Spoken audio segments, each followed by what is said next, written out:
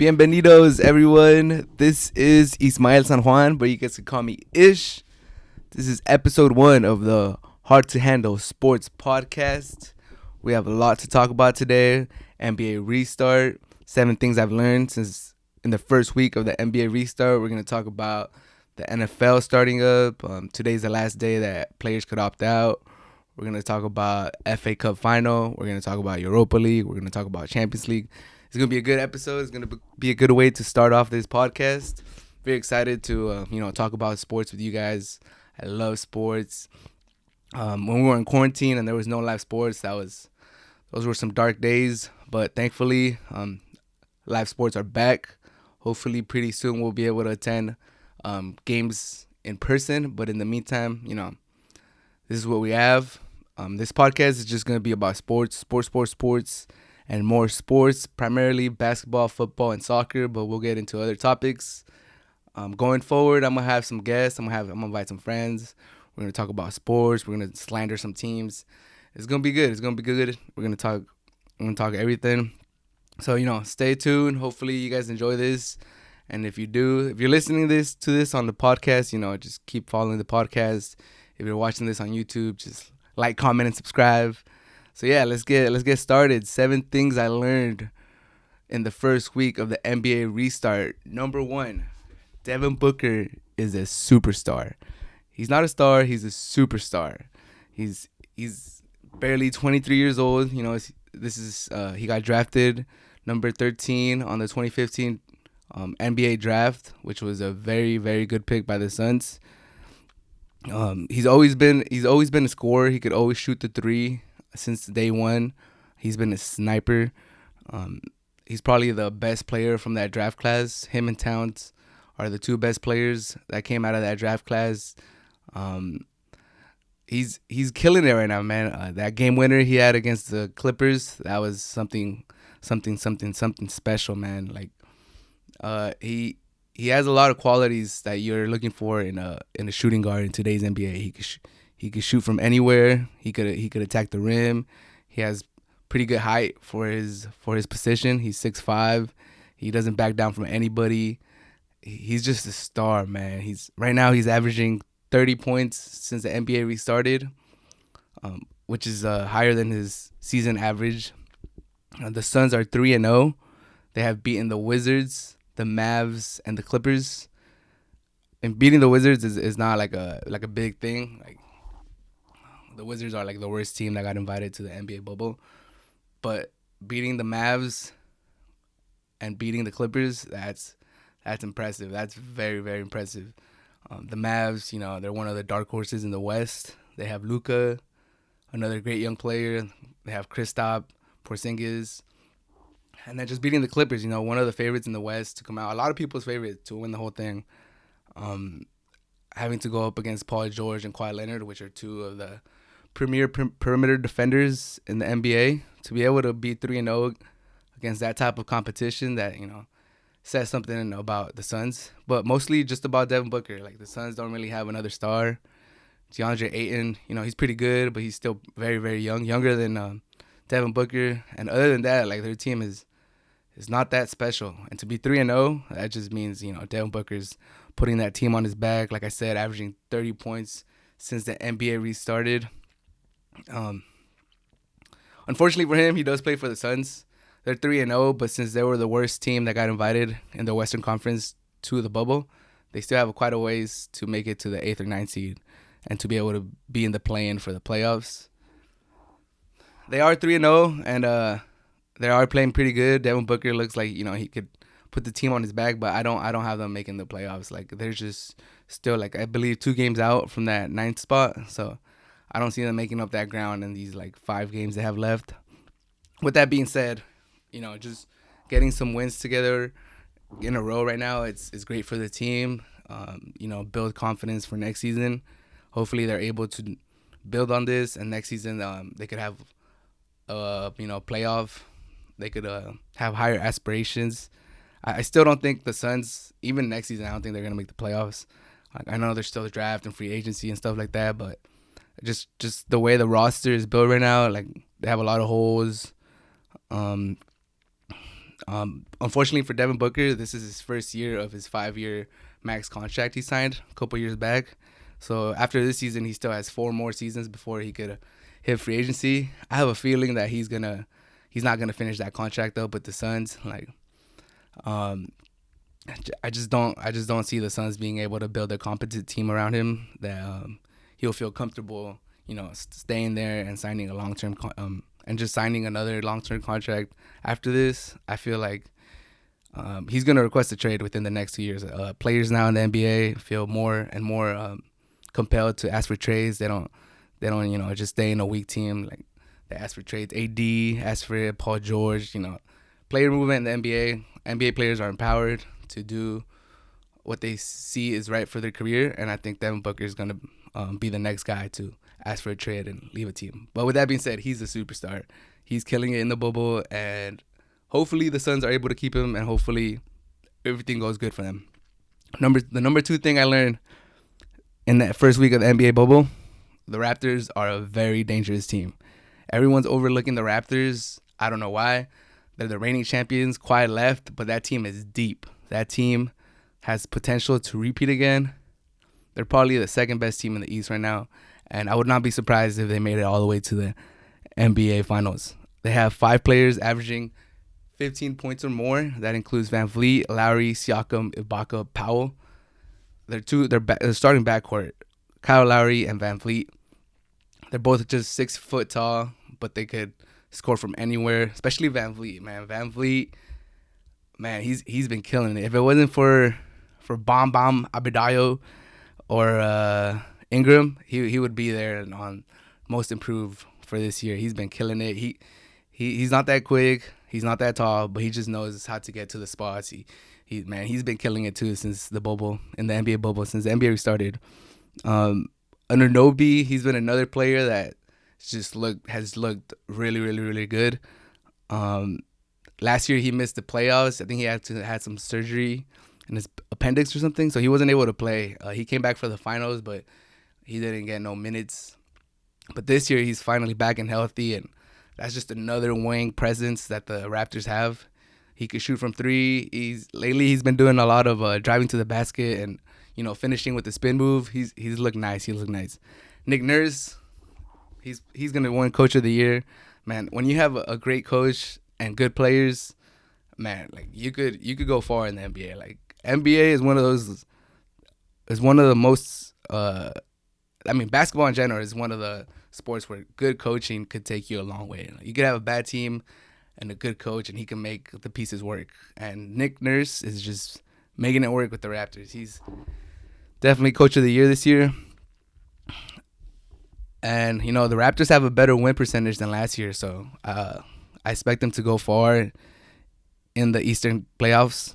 But I don't know they'll beat the Bucks. The Bucks are match up well against them, but if anybody is able to take out the Bucks, the Raptors can match up well with anybody else. Number 3, the Lakers. Lakers might be in trouble. I am a Laker fan, so hopefully, I'm wrong. But the Lakers are basically just AD and LeBron, and that's it. We have no guards. We signed Waiters and J.R. Smith, and they have both played atrocious, man. Waiters, he's shooting 40% from the field and 17 from 3. That's just terrible. He's a streaky player. He'll make 4 buckets in a row like he did against OKC, but he started 0 for 7. So, he's just too streaky for my liking. I don't really like the way Waiters has been playing. Hopefully, he hadn't played in a while, so hopefully he's able to pick it up and he could give us something. But as far as our guards, man, J.R. Smith is shooting 12% from the field. He has yet to make a 3-pointer with us, so it's looking bad. Danny Green, since the restart, has shot 32% from the field, 20% from 3-pointer, and 3-pointer is supposed to be his bread and butter. KCP, 37 from the field, 23% from 3. Caruso, everybody loves Caruso, but he's struggling too. 36 from the field, 11% from 3-point line. Man, oh man, we're getting nothing from our guards right now. It's just pathetic. It's not looking good. We need as much as I used to slander Rondo, we need. If they're all shooting that bad from 3-point percentage. Like Rondo could at least be a good distributor of the ball. And we are really missing Avery Bradley. Avery Bradley can shoot the three, and he's probably our best perimeter defender. But yeah, man, the Lakers, we have no guards. Is gonna be a struggle to get through the playoffs, with just relying so heavily on LeBron and AD. They are two of the top 5 players of the NBA, so I'm pretty sure they could.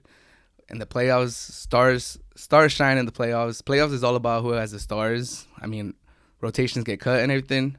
Less players play. You really just depend on your stars, but still, to have that bad of a guard play from the Lakers is just, I don't know. It keeps me up at night. It doesn't look good. Hopefully they could get it fixed. I mean, we're gonna need Kuzma to step it up in the playoffs too. Like our big 3, AD, LeBron, and Kuzma, they're gonna have to just go all out, because we're not getting any valuable minutes from all the other players.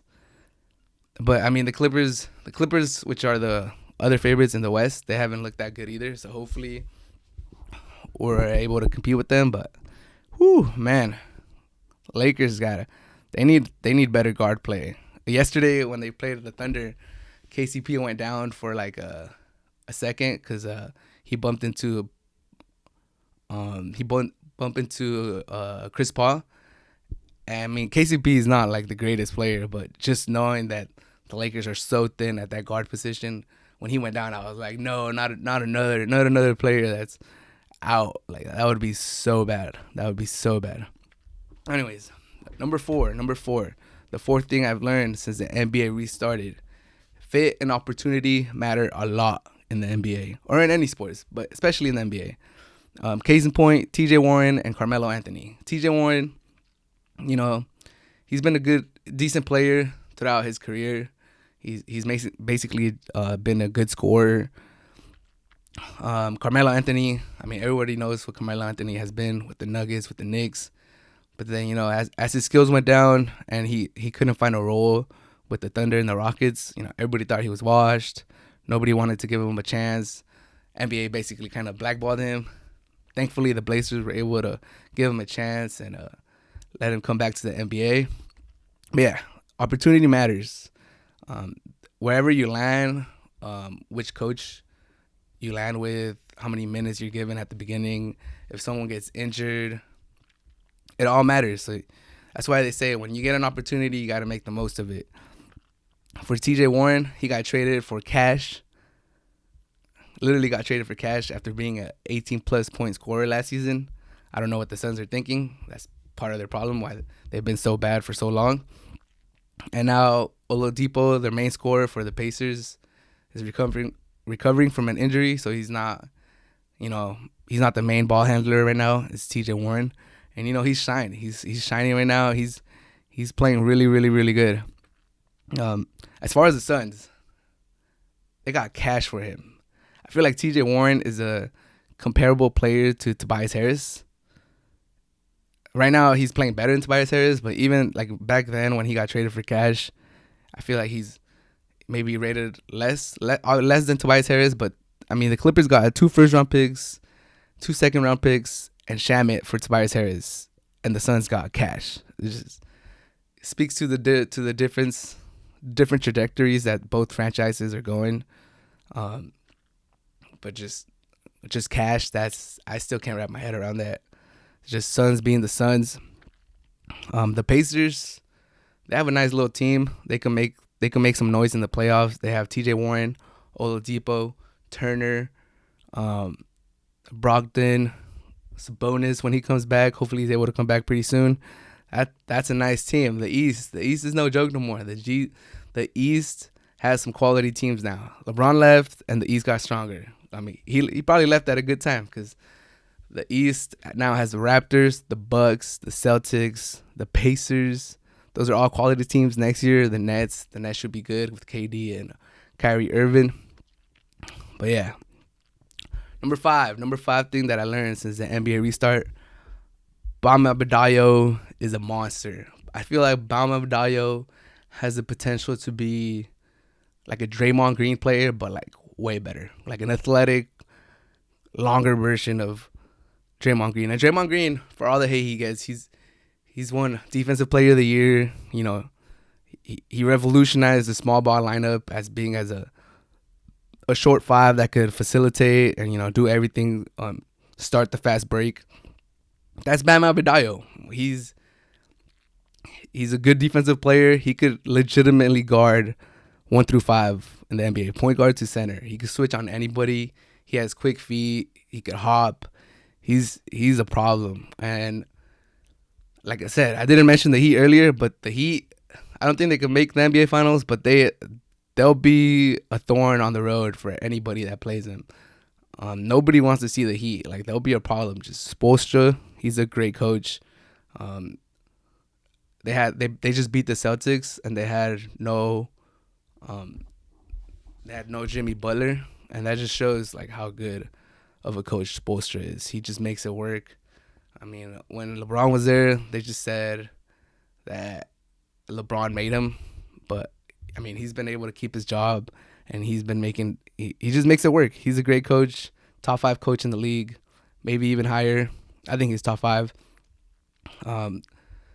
The Heat have they have a lot of players that can shoot the three. Tyler Hero, Robinson, stretch the floor pretty good. Rodgers could shoot. The Heat are building something. If they're able to get like one more star, they have like the surrounding pieces to be able to go and compete in the next coming years. Plus, they have the coach, so that's pretty much what you need. A couple stars and a good coach. That's the recipe in the NBA. Number six thing that I learned since the NBA has restarted. The Western Conference playoffs is going to be a bloodbath. The West is so deep. Like, there's legitimately there's the top 2 contenders, the Lakers and the Clippers, and then there's like 4 other like really good teams that could definitely upset either the Clippers or the Lakers. And once the Clippers or the Lakers are out, like, it's anybody's ball game.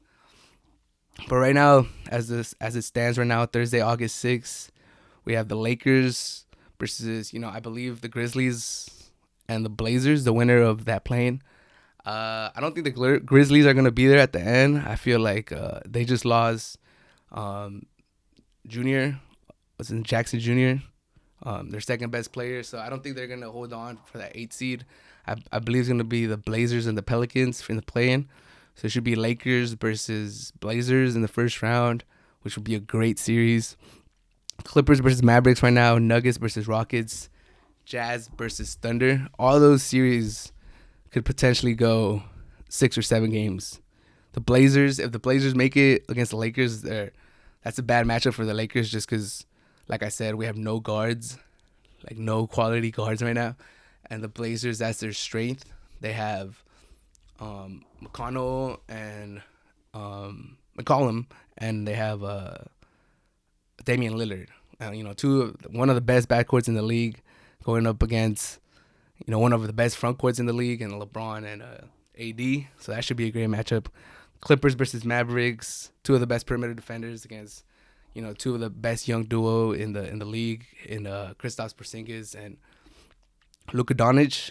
Nuggets and Rockets, just 2 pretty even teams. Nuggets and Rockets, completely different philosophies. Nuggets, young team, super deep. Rockets, 2 stars, 2 bona fide stars that could go off for 40, 50 points each. Jazz and Thunder, they've had some playoffs matches already in the last few years. So that'll be a good one. I mean, the Lakers and the Clippers, they're the favorites, but by no means, I don't feel like they're like the Warriors, where they'll just coast through the playoffs. Like, this is going to be one of the best playoffs in a long time, just for the fact that the NBA is more balanced now. Teams are they're not separated by that much. Like, I really believe that this is going to be one of the best playoffs we've had in the last 6-7 years. It's unfortunate that it's in the NBA bubble and we won't be able to be, present for these games, but it's gonna be fun. It's gonna be fun. The number 7 thing that I've learned since the NBA has restarted is that the Sixers have to blow it up. The Sixers, there's no way the Sixers keep on going the way they're going right now. Like, insanity is doing the same thing over and over and expecting different results. I think that's true. They've had Embiid and Simmons for, I think, 4 years now, where they're all playing, and I mean, they're not progressing. They're like the 6th seed right now. So when they have the talent to be top of the conference, they should be leading the way in the conference, but they have not. I think Brett Brown should get fired. I feel like the only reason he still has his job is because he came from that Popovich coaching tree. He was assistant coach with Popovich for a good amount of time. So, they have him highly rated just because he came out of Popovich coaching tree. I feel like a lot of NBA teams, a lot of professional teams have this problem where if an assistant coach or any coach comes from a good, like, elite Hall of Fame type of coach, they try to make him more than he is. I know it happens a lot with Popovich. A lot of his assistant coaches have gone on to get head coaching jobs, and they just don't pan out because they're not Belichick. They were under him, but they're just not him. So I think that's one of the problems with Brett Brown. He's just not Popovich. No matter how much you want him to be Popovich, he's just not Popovich, and he's not. I don't feel like he's gonna take the Sixers to the next level. They have all the talent in the world: Tobias Harris, Ben Simmons, Embiid, and they're just not getting better. They let the Pacers score 46 on them on the fourth quarter, and then they follow that up with the Spurs scoring 43 on them. Milton was able to save them and get a W, but that just shows their defense is not good. They're lacking motivation. Defense is all about effort for the most part. Like, if you could run around and just put in effort, at above average defense is just running and not giving up, and that has a lot to do with coaching. So Brett Brown, you gotta go. Simmons and Embiid, I mean, I feel like their game doesn't complement each other. Simmons can't shoot a three to save a life. There was a lot of videos during the NBA break, showing Simmons had worked on his 3-pointer. Everybody was getting hyped. Oh, Simmons gonna start shooting the three. Simmons this, Simmons that, and he's attempted 1 3-pointer in 3 games, and it just, I feel like that falls on Brett Brown too. He's giving him too much leeway. He's kind of like let him not shoot. Like, if a better coach would kind of pressure him, knowing today's NBA where the 3-pointer is such a big part of the game. Like, you gotta have at least a threat of a 3. Like, just like Simmons won't even shoot them. Like, what's going on? Like, come on, you gotta at least attempt them. That's the difference between him and Giannis. Giannis is not a good 3-pointer. He hasn't been for his whole career. I think he's had seasons where he's shot like 29, but you could tell that he's trying to get better. He at least attempts it. He's not scared to take the shot. Simmons is just super passive, super timid when it comes to the 3. And I think that falls on Brett Brown and his coaching staff. Like, they gotta push him. They gotta, like, entice him to shoot, and they're just not doing that. So that was my last takeaway from the first week of the NBA basketball, was that Brett Brown has to go.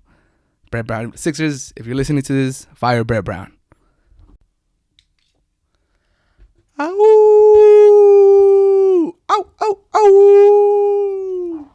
Wolves win. Wolves get the victory. They get the 1-0 victory against Olympiacos, and they move on to the next round of the Europa League tournament. This is the first time that Wolves play European soccer in many, many years. I think it's been longer than I've been alive. So shout out to the Wolves for doing really, really good in this European tournament. Final 8, what an accomplishment.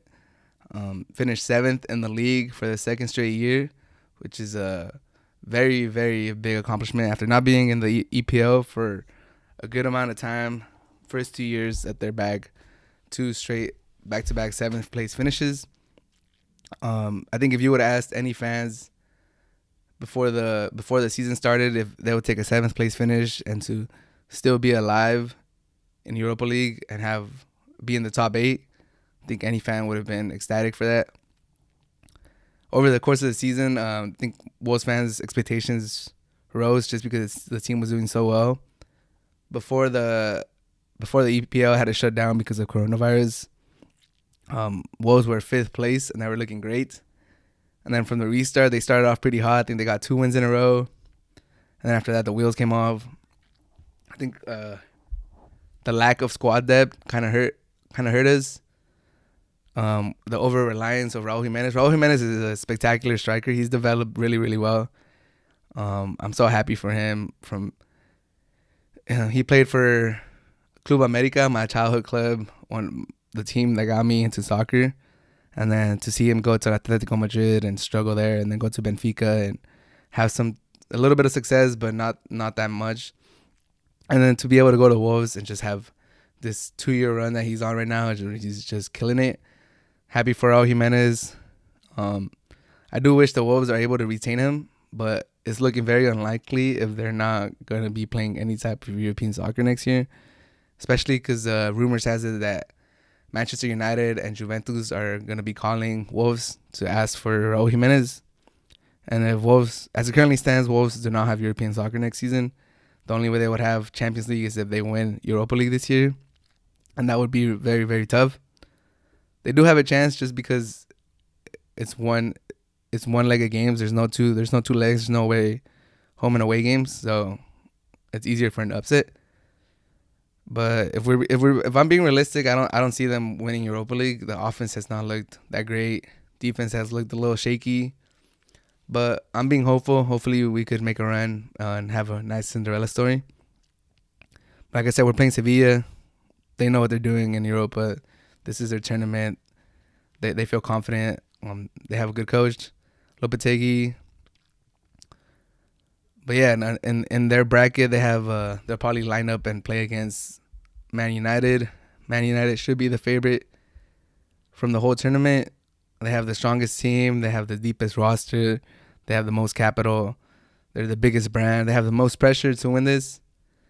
They honestly shouldn't be in Europa. They're a team that should always be in Champions League. They have higher aspirations than most of the teams left. But they're here, and they should be the favorites.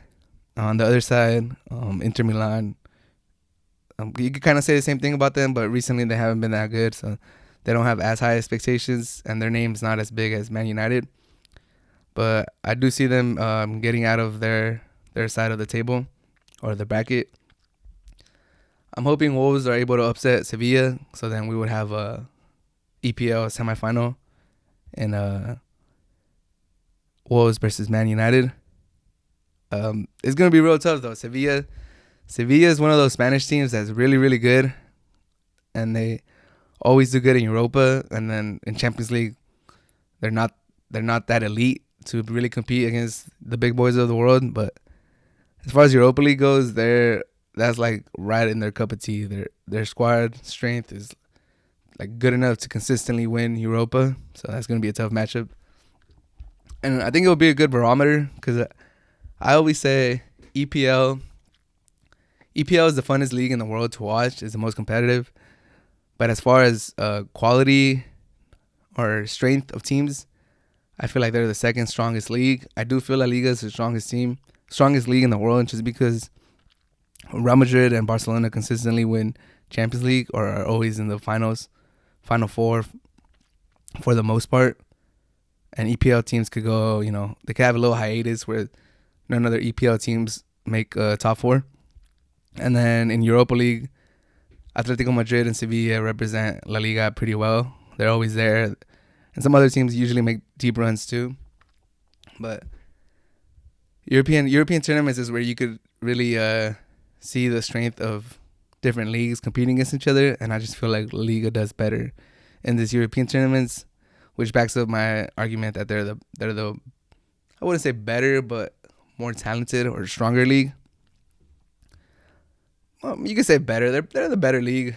Not entertainment wise. EPL, like I said, is the most balanced, I believe, but La Liga is the strongest league. So yeah, if Sevilla going up against Wolves, if they beat Wolves, they'll play Man United. So it'll be a good EPL versus La Liga couple games. Speaking of EPL versus La Liga, Champions League is back. Real Madrid play their second leg against Man City, and right now they're currently trailing 2-1. and they have to go to Manchester with no Sergio Ramos. So it's going to be a pretty daunting task to ask Los Blancos to go in there. Man City finished the season pretty good. They have a strong team. They're stronger at home. They have a very, very good coach. I feel like he's kind of overrated. Guardiola is. He's done a lot of good things with a lot of good teams, but with Barcelona, he had maybe like one of the best teams ever, probably the best team ever, in the way it was constructed. They have all-time greats in Xavi and Iniesta, paired with Messi, and having Puyol and Piqué in the back. Like the team was built to win. The team could have done almost as good without him. I mean, I'm not trying to take nothing away from Pep. He did a great job with Barca. That 3-4 years that they went on was one of the greatest 3-4 years that we've ever seen in soccer. But then he took over a treble-winning team in Bayern, and he was never able to win Champions League with them. And then he's taken over Man City, and they basically given him a free check, like just go get whatever player you want. And he has a really, really deep roster, and I think he's been there for 3 years now, and he's not been able to get them over the hump. I don't know. It'll be a great matchup, Zidane against Guardiola. Zidane has never actually lost a knockout stage round with Real Madrid. He's never been eliminated from the Champions League since he took over. So hopefully he's able to keep that streak going. Like I said, I'm a Real Madrid fan, so I'm hoping they pull this 2-0 victory. I have them winning 2-0 at Man City. Juve plays Lyon. They're down 1-0. And their soccer hasn't looked that good in the when Serie A restarted. But this is what they brought Ronaldo for, Champions League. I think they won Serie A for the 8th or 9th straight time in a row. Serie A is not that big of an accomplishment for them anymore. I mean, it's an accomplishment, but they need to go make a deep run in Champions, and they need to win it. Like they've made deep runs before. They've gone to finals. They've lost finals. They've lost semifinals. They need to go and win this thing. So I think Ronaldo has to show out and show the world why Juve brought him, why he left Real Madrid and went to Juve. And if they were to lose to Lyon, a team in the French league, which Lyon is good, but they play in the French league. The French league is not that good, if we're being honest. So I have Juve beating Lyon 2-0 to move on to the next round. Maybe 2-1 or 3-1.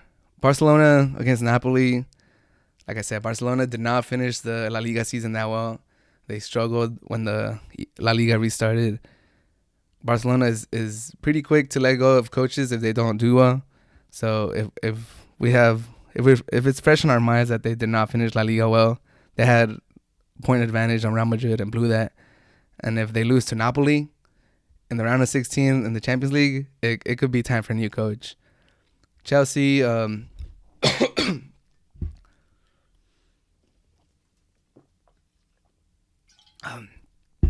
Chelsea's down 3-0 against Bayern, and they're done. They have no hope. I'm sorry for all my Chelsea fans out there. It's gonna be a quick trip back to London. They have no hope. They're gonna be without Pulisic, probably their most dangerous player going forward. Unfortunately, he got hurt in the FA Cup final. Unfortunately for Chelsea, they lost the FA Cup final, and they're gonna probably get beaten down by Bayern again. Maybe like 2-1, 5-1 aggregate will probably be the final score. So it's gonna be a unfortunate way to finish the season. But overall, I think Chelsea had a pretty good season. Lampard looks like he's steering the ship in the right way. They were able to get a Champions League spot. Pulisic looks good. Mount looks good. They're signing 2 more young players. They already have a pretty solid core. And Lampard, a team legend, is leading the way. So going forward, Chelsea looks like they're going to have a pretty bright future. But just this season, just take it for what it is. Top 4 finish. A lot of young players got to have good playing time. They look promising. Unfortunately, because you guys couldn't win the FA Cup, and this is the end of the road against Bayern, and it's going to be a pretty ugly defeat. in aggregate. They're already down 3-0. I see them losing maybe 2-1, 3-1 this time around. So the aggregate score will look pretty bad. But overall, solid season for Chelsea. If you're a Chelsea fan, there's a lot to look forward to. Just, shake off the latter part of the season. Top-4 finish is it's a good season. So with these results would set up a Real Madrid versus Juve quarterfinals, Barcelona versus Bayern, Atletico versus Red Bulls, and Atalanta versus PSG. Really, really good games. Really great quality teams all around. But if I had to say one thing, it would be to PSG. If you guys want to win the Champions League, this is the year. This is the year to do it. If you look the way the brackets are set up, PSG is on the easier side. On that side, it's Red Bulls, Atletico, PSG, Atalanta. No disrespect to those teams, but if you look at the other side, the teams I predict to make it to the next round, Real Madrid, Juve, Barcelona, and Bayern. Like, these 4 teams have a lot more pedigree. They have a lot more history. They're always expected to be in the final, semifinal, latter stages of the tournament. The other teams on PSG side, not so much. So if PSG needs to make all these investments that they've made, all this money that they spent in these last 5-6 years, pay off. Just winning League One is not enough. They need to get some European silverware. This is probably the best time to do it. But with that being said, Atalanta has been a really good team, so I kind of have them upsetting PSG in the next round and moving through. There's always one team that comes every season, that comes out of nowhere every season and kind of has a really good year. And Atalanta is that team this year. Let me just give Atalanta a shout out, because I remember Miguel Ayun, this Mexican player, when he came back from playing in Italy and he was playing for Club America. I remember the media was kind of making fun of him because people were like, "Oh, he's coming from Europe. He should be a good player." And then I remember the announcers would be like, "Oh, he played for Atalanta though. Like, did he really? He barely even played, and he was playing for Atalanta. Did he really even play in Europe?" Like, so they were kind of like mocking him just because he didn't really get that much minutes, and just for the team that he was playing with, which was Atalanta, and it was kind of fair at the time. Atalanta was not a very good team, so it was kind of funny. But to see them go from there all the way to being in the Champions League quarterfinals, and I believe that was in 2013. So in a 7-year span, they really improved their team, and they look to be here for a while. So shout out to Atalanta, showing the rest of Italy how to move up the table and be a strong competitive team. So yeah, I'm just glad soccer is back, you guys. When the EPL season ended and La Liga season ended, we had like a 1 or 2 week hiatus where there was no like soccer. I mean, there was MLS, but that's not quality soccer. So to have Champions League and Europa League back, that's something that I'm very, very happy about. And I know a lot of people, when there was no NBA or baseball, and there was only soccer, and I think on Fox they were showing Bundesliga. So I've seen a lot of people, Americans, actually tune into Bundesliga, and they rated it pretty good, just because that was the only sports that was available. If you're still one of those people that are looking for sports to watch or just pass the time, I would suggest you check out Champions League. It's some of the best soccer in the world, and I think you're bound to have a good time watching it. And I think all the games are through CBS All Access, so that's one way to get it. You could just stream it on your phone. So yeah, this is my little plug for CBS All Access, giving you guys a shout out. Yeah, that's my Champions League and Europa League topic. I also wanted to talk about that I want to give the NBA a shout out for how good they've handled the bubble. I know it came out that for the 300 plus people that are players that have been tested for coronavirus in the latest test, all of them came back negative. So it just goes to show what a good bubble does, what self-isolating does. Being in the bubble must be great for those NBA players. They know they're pretty safe from the virus. I know they're away from their fans and their family, but Adam Silver has done a great job setting up this NBA restart, setting up this bubble in Orlando. So shout out to him. But with that being said, the MLB is kind of taking the opposite route. They still have every team playing in their home stadium. They've had 2 outbreaks since the MLB restarted, and I personally don't believe that they're gonna finish the season. Like, to have 2 outbreaks in the first couple weeks of your season doesn't look good. I know 6 teams that have already been sidelined, and they've had to have games rescheduled. And it's the Cardinals, the Brewers, the Marlins, the Phillies, the Nationals, and the Jays.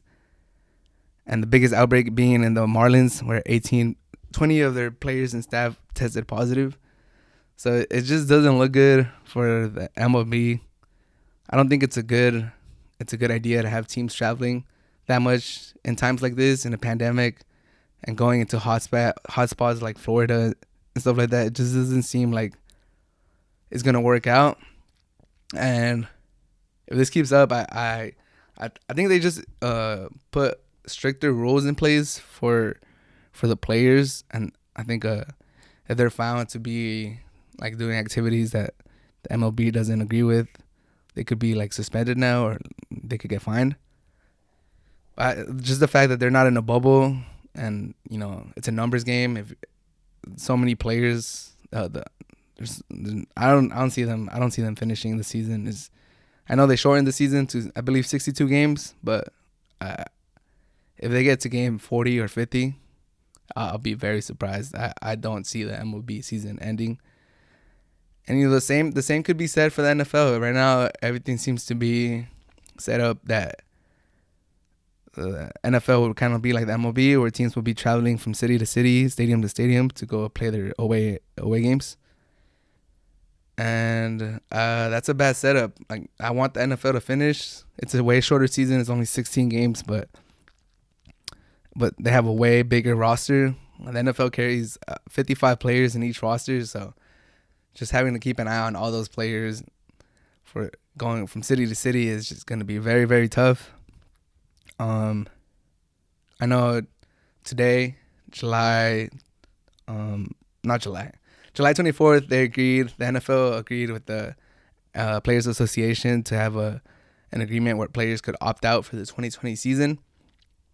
And since then, the deadline to opt out has gone and passed. It's today, August the 6th. Thursday, August the 6th was the last day that they could opt out. And 67 players have opted out, 8 players being from the Patriots. 67 is a pretty good amount. I think not that many stars opted out, but there was enough like quality players that opted out where it could impact a lot of teams. I think the Chiefs lost two offensive linemen, one of them being Laurent Duvernay-Tardif. I think he's the starting right guard. He's the only player in the NFL to actually have an MD. He's a doctor. He got his degree from Canada. So it's a little funny that he's the only doctor in the NFL was the first one to opt out of the season because of coronavirus. So I mean, maybe he knows something. He's probably the most educated in that topic. So to see him being the first one to opt out is just like, all right, there's probably going to be a lot more players that opt out, and 66 followed through. The Patriots lost 8 players, most notably Dante Hightower and Patrick Chung, the safety. Dante Hightower is a really good linebacker. Chung is a pretty decent, above average safety.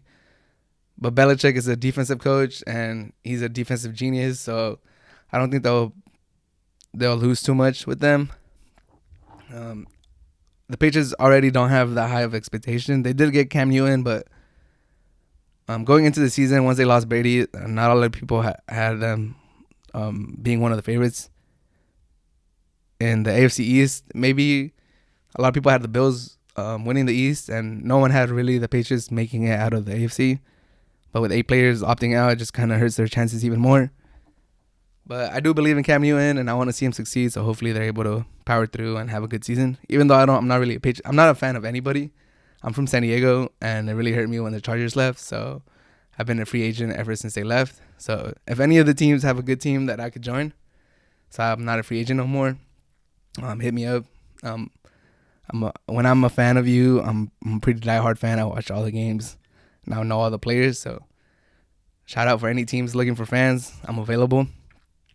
But yeah, another key player that opted out was Damien Williams, running back for the Chiefs. He's a pretty good runner of the ball. He can catch the ball. He's pretty dynamic. I think he was gonna be the starting running back for the Chiefs, or be in the competition with the rookie.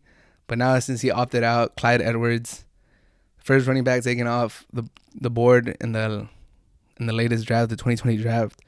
So now Clyde Edwards, being a rookie, being the starting running back, playing next to Patrick Mahomes, that's going to be really good for him. If you guys play fantasy, Clyde Edwards, that's one of the running backs to take. He's going to have a great season. That offense is going to score points for fun, and to be the starting running back in that team, great things for Clyde Edwards. Unfortunately for the Packers, Devin Funchess was one of those players that opted out for the 2021 NFL season, 2020-2021 season. And I know Rodgers can't be happy. This last draft was supposed to be one of the deepest wide receiver drafts ever. I think there was like over eight wide receivers drafted in the first round, and maybe like 16 plus overall in the draft, and the Packers didn't draft anybody. And everybody knew that Rodgers wanted another weapon, that they were kind of thin at wide receiver after Devontae Adams. And instead, they just signed the Funchess off free agency, and they didn't address it in the draft. And now Funchess opts out of the 2020-2021 season. So I know Rodgers is very, very upset. It's just another thing he has to overcome. I feel like the Packers lucked out in getting Favre and then Rodgers, and they've kind of not appreciated how lucky they have to be one of those franchises that has two Hall of Fame quarterbacks back to back. I think over the years they should have definitely put a stronger team with Rodgers, and now Rodgers is on the downside. He's in the latter stages of his career. He's not the same Rodgers that he was, so he needs a little more help. And just to see the Packers go draft another quarterback instead of helping Rodgers in his last few years, it's kind of upsetting. But I mean, it is what it is. They still have a really good team. Their main problem last year was just defending the run. It wasn't really like scoring points. I mean, their offense didn't look that great, but if they could have stopped the run, they could have had a chance. And so hopefully they're able to fix that and have a good year. I do believe for this upcoming season for the NFL, the rosters with the deepest rosters will have the better chance of winning. Not necessarily the best rosters, because I feel like it's inevitable that a couple teams have coronavirus outbreaks, and then once that happens, they're going to have to quarantine for maybe like a week or two. And the NFL season being so short, if you lose any of your players for like a week or two and they miss a game or two, that could be the difference between maybe getting a wild card or missing out on the playoffs entirely, or, you know, being the last team in the NFL season. So if you have a deep roster with a lot of quality players, maybe not high end, but if you have a deep roster where, like, if your starter gets sick and has to quarantine for a little bit, the backup is not that much worse than him. Those teams will do really, really well. A team that I kind of consider in that category would be the 49ers. They have a really deep roster. They're kind of talented all over every single position. They have one or two players that could play at a quality level. I don't rate their quarterback that high, Garoppolo. I think Garoppolo is overrated. Even if most people have him rated pretty low or not that high, I think he's still overrated. I think most people have Garoppolo as like a 10 to 12 quarterback in the league. I have him lower. I feel like Cousins is better than him for sure. I would even feel if you traded Garoppolo for Dalton, I wouldn't feel that bad. I do think Garoppolo is a little better than Dalton, but he's not that much better to be getting paid. What? He got like a $140 million contract like 3 years ago. I don't like Garoppolo. I think he cost him the Super Bowl. There's a lot of 49er fans that think Shanahan cost him the Super Bowl. or they put all the blame on Shanahan. I think that's dumb. Shanahan is one of the smartest coaches in the league. He's an offensive genius. He's the main reason the 49ers are good again. And to slander him just because, he blew that lead against the Patriots as the offensive coordinator, and now he blew a smaller lead versus the Chiefs. I feel like he knew that the Chiefs are a team that's capable to come back. They shown it all throughout the playoffs. They came back against the Titans, and they came back against the Texans. So, I mean, if you're Shanahan, you got to, keep your foot on the pedal and not let them come back. And Garoppolo just couldn't make the throws. It's just that simple. He had a really bad interception at the end of the first half that cost his team some points. And then once the Niners were down, Shanahan drew up the perfect play. Emmanuel Sanders running down the middle, has a step or two on his defender. Garoppolo, this is your chance to be the hero. This is your chance to, cement your name in the books. All you got to do is hit a 40-yard bomb to Emmanuel Sanders, and you're good. Game over, or most likely, you never know with Patrick Mahomes, but it would have been a great moment. And he overshoots Emmanuel Sanders by like 5-10 yards. Doesn't even give him a chance. Emmanuel Sanders is just can't even believe it. Obviously, Emmanuel Sanders said all the right things post-game, and even now in the offseason that he's not with them. But like Garoppolo he's not a good quarterback. But like I said, if the Niners are a team that could definitely get through a couple players having to be sidelined. They're that deep of a roster. The Seahawks, on the other hand, they're one of those teams that I look at and I'm like, if they lose any of their players to coronavirus or because they have to quarantine, it could be a bad season for the Seahawks. The Seahawks, Russell Wilson masked a lot of the problems that the Seahawks have. They're a really good team with Wilson, but just because Wilson's there, Wilson is maybe the best quarterback in the league. I know Patrick Mahomes has all the media attention right now, but he has a lot of weapons, and he has Andy Reid, and that combination elevates him. Russell Wilson has Pete Carroll, who's not an offensive-minded coach, and he has no weapons other than Metcalf, and Metcalf is just good for a go route. He's kind of stiff on the hips. He doesn't know the whole route tree, and he has their tight end's kind of good. I forgot his name. Can't remember off the top of my head. Their running backs are decent, not spectacular. The O-line is still trash. So if the Seahawks were to lose any of their players, it would be ugly for the Seahawks. If they were to lose Wilson for a couple games, that would be the worst. Like the Niners, if they lost Garoppolo and they had one of their backups come in and be the quarterback for a couple games, I don't think they'll lose much of a beat. They could win those games depending on the opponent. If the Seahawks lost Wilson and had to have Geno Smith, I believe, is their backup, it would be ugly. The Seahawks would have a top 5 pick next season, and they just traded the next few picks for the safety from the Adams from the Jets. So that trade, I think it was a good trade just because they don't have that much top end talent in Seattle, and they need to give Wilson some help. And if everything plans out, those 2 picks will be later in the draft, so it won't hurt them that much. But if they were to lose Wilson, oh man, that team suddenly becomes one of the worst teams in the NFL. Yeah, that's all I wanted to talk about in this first episode of the podcast. If you stayed this long and listened to me talk about the NBA, Europa League and Champions League, my thoughts on the NBA bubble, and how I don't think the MLB season is going to finish. Thank you so much for listening to this first episode of the Hard to Handle Sports Podcast.